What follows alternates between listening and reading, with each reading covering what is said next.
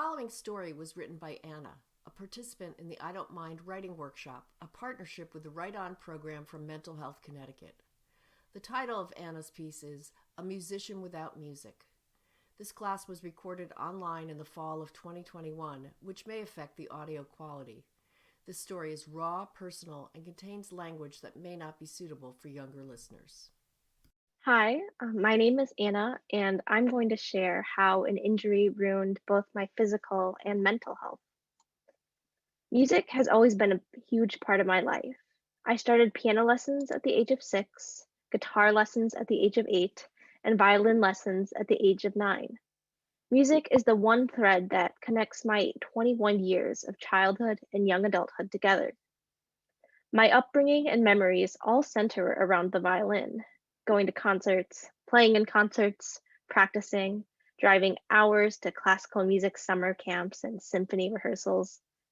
Violin was the one thing I was sure about myself. Fast forward to college, where I decided to major in music. In college, you meet so many people, you don't have time to really get to know anyone. Instead, you settle for a quick and easy introduction, like, "Hi, my name is Anna, I'm from Wisconsin, and I'm a violin performance major.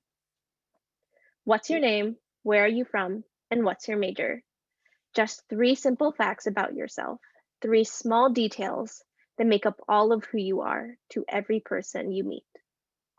For so long, I viewed myself like all those random people I met freshman year and never talked to again. My name was Anna, and I was a violinist. I clung to music because if I wasn't a violinist, who was I? I limited myself and my potential, believing violin was the only thing that made me me. I let it define me and believed it was the only thing I could do. That is, until sophomore year, when what started out as a typical rehearsal ultimately ended my entire career. It was a normal day. We were playing some demanding symphony repertoire that required everyone's hard work and attention. I was so focused on playing the music, I ignored the burning and throbbing in my shoulder for hours until something snapped. Literally. It felt like someone reached into my back, grabbed my muscle, and yanked as hard as they possibly could. There was a single, ominous moment of complete stillness until my arm erupted on fire with excruciating and unimaginable pain. My surroundings became blurry and dead silent, save for the ringing in my ears. It felt like I was the only person on a stage of 50. All I could think about was pain. I thought everything would go back to normal after a few days. People were understanding and sympathetic in the beginning, but after a few weeks, their patience began to wear off. People were convinced it wasn't as bad as I was making it out to be, or just stress. I was told to play until it hurt and I couldn't turn back. And if I didn't play, I would fail classes I needed to graduate, classes I had no option of ever retaking. So, I set my stopwatch and counted the hours until my body gave up. I played for 3, sometimes 4 hours a day until I reached my physical breaking point.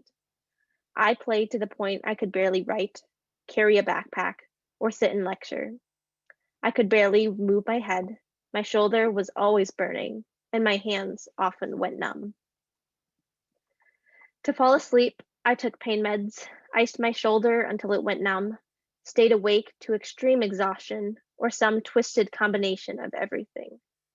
I tried to keep progressing on the violin, but I struggled. I was forcing myself to go through the worst pain I'd ever experienced day after day. Everything I knew, everything I thought I could do, and the person I thought I was becoming was unrecognizable. Many people say their injuries make them realize how much they love what they do. For me, it did the opposite. I became filled with anger, guilt, and self loathing. I was failing at the violin, so I felt like a failure as a person. I was suffering from the physical pain of playing and the mental exhaustion of always feeling completely useless and behind.